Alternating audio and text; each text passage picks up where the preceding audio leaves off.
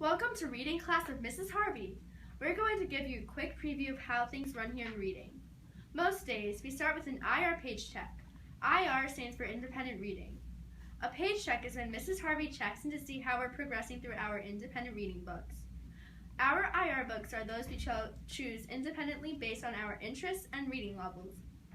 Mrs. Harvey reminds us all the time that the easiest way to become a better reader is to simply read. She encourages us to make time for 30 minutes of independent reading each night at home. Even when we don't have an actual assignment for reading class, we always have our independent reading. These guys are deep into their IR books now, so we won't bother them. Let's keep going. Sometimes we participate in guided reading.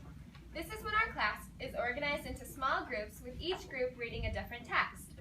The groups are organized in many ways, such as reading level or student choice. Sometimes we read short articles in these guided reading groups, and other times we read entire novels.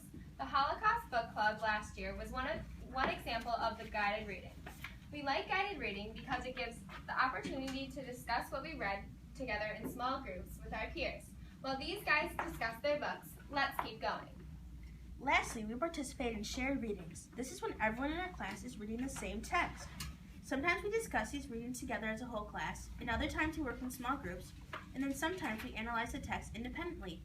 Even though we're all reading the same text, sometimes the work we complete is different. We started off our 8th grade year with the shared reading of the novel Inside Out and Back Again. The novel is about a young Vietnamese girl and her family as they decide whether to flee the country during the fall of Saigon. My classmates are working on their next reading assignment now, and I'm ready to join them. Thanks for joining us.